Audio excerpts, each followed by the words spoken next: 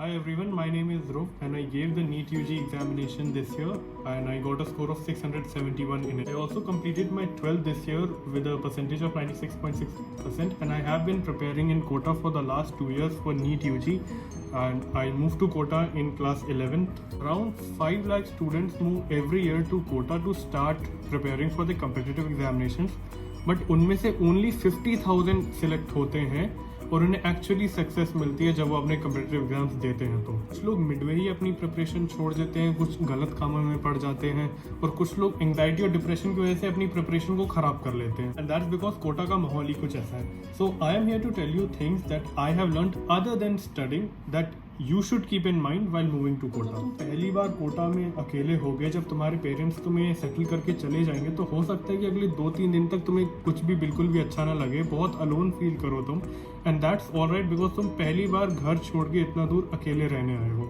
As time passes most students जो कोटा आते हैं वो एडजस्ट करने लग जाते हैं, उनके फ्रेंड्स भी बन जाते हैं, उनका क्लासेस में भी मन लगने लगता है। कोटा में क्लासेस का करिकुलम कैसा होता है ये कोचिंग टू कोचिंग वेरी कर सकता है। मैंने एलएन की क्लासेस ली थी and I do plan on making a separate video on how their coaching curriculum works.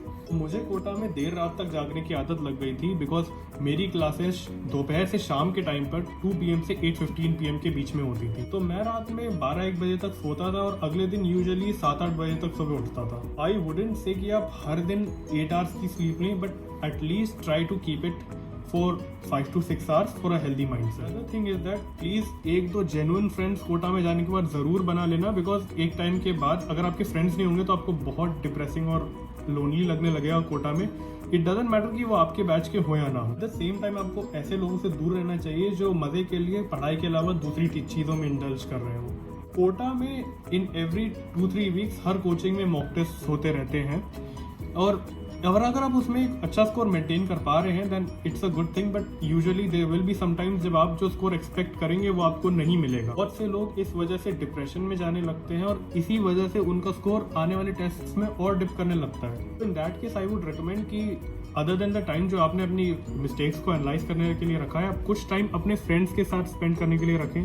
कहीं कुछ टाइम के लिए घूमने जाओ या फिर आधे घंटे रूम पे बैठ के बात करो ताकि तुम्हारा दिमाग वापस नॉर्मल स्टेट पर आ पाए। आई वुड रिकमेंड कि अगर ये पॉसिबल है तो आप हर 3-4 महीने में अपने पेरेंट्स से मिल लें या उन्हें कोटा बुला लें मिलने के लिए, बिकॉज ये चीज़ आपके माइंड को रिफ्रेश करने के लिए काफ़ी हेल्पफुल हो सकती है। पेरेंट्स से मिलना, उनसे बात करना, अपने मन को वेंट आउट करना उनके सामने।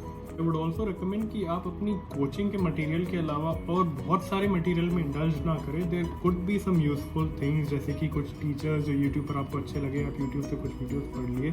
हालांकि मुझे लगता है कि जो कोचिंग का मटेरियल होता है, मेरे केस में एलन का मटेरियल था, मेरे लिए काफ़ी था, एवरीथिंग उसी से हो जाती थी। 1-2 बुक्स ऐसी होंगी जिनमें आपको अच्छे क्वेश्चन मिलेंगे, आप उन्हीं को सॉल्व करिए और बार बार सॉल्व करिए, specially in the case of physics.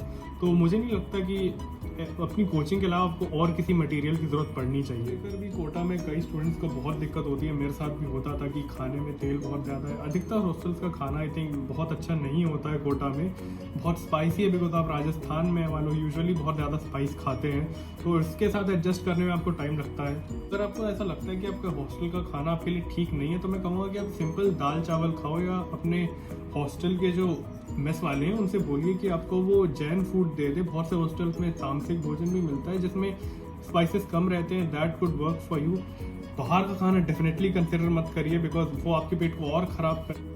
कभी कभी बाहर का खाना इज़ फाइन, जैसे अगर आपके टेस्ट खत्म हुए तो आप जा सकते हैं, बट आई थिंक सिंपल दाल रोटी चावल और लाइट सब्जी खाना I think is the best meal for you. I would say कि अगर आपको ऐसा लगता है कि आपको किसी भी तरह की करियर रिलेटेड या साइकोलॉजिकल या मेडिकल काउंसलिंग की ज़रूरत है तो आप उसके लिए बिल्कुल भी हेजिटेट मत करिए, गो फॉर इट। कोचिंग में आपको मेडिकल साइकोलॉजिकल किसी भी रीज़न के लिए आपको काउंसलिंग मिल जाएगी। आपके पास हेल्पलाइन नंबर्स भी रहते हैं कोचिंग से, तो आपको उन्हें कंसिडर कर लेना चाहिए अगर आपको उनकी ज़रूरत लग रही है। नहीं तो आप एटलीस्ट अपने पेरेंट्स को या टीचर्स से ये बात डिस्कस करें। मेरे साथ होता था, मुझे ऐसा लगता था कि इस काउंसलिंग वगैरह में मेरा टाइम वेस्ट हो रहा है पढ़ाई का, but it's actually sometimes important for well being because आपकी वेल बीइंग इस चीज़ को लार्जली इफेक्ट करती है कि आप कितना एफिशिएंटली पढ़ पा रहे हैं। ये वो टिप्स थी जो मुझे लगता है that you should keep in mind if you are moving to Kota for preparation. सच बात है कि कोटा में प्रिपेयर करना is not something which can be recommended to everybody because हर किसी का मेंटल स्ट्रेंथ का लेवल अलग होता है and you need to be a mentally strong person, you need to have a certain level of mental strength, तभी आप यहाँ के अनयूजुअली हाई कंपटीशन के लेवल के साथ कोप कर पाएंगे। अगर आपके माइंड में 1% भी ऐसा डाउट है कि आई थिंक मुझे कोटा जाने की ज़रूरत नहीं है, मैं अपने शहर की लोकल कोचिंग से प्रिपेयर कर लूँगा तो ज़्यादा अच्छा होगा, या फिर मेरी शहर में किसी बड़ी कोचिंग का सेंटर है मुझे वहाँ से कर लेना चाहिए प्रेफर, तो आई वुडेंट रिकमेंड कि आप कोटा आएँ, because at the end you shouldn't regret कि आप कोटा गए और आपका वहाँ पर मन नहीं लगा, आपने कोटा आना रिग्रेट करा, उस वजह से आपका सिलेक्शन नहीं हुआ। Okay guys, I think that was it. I plan on making a different video now. I prepared for NEET and how the entire coaching curriculum works in Kota. Till then, thank you for watching. If this video was helpful for you, then please like and subscribe. Until then, I am signing off.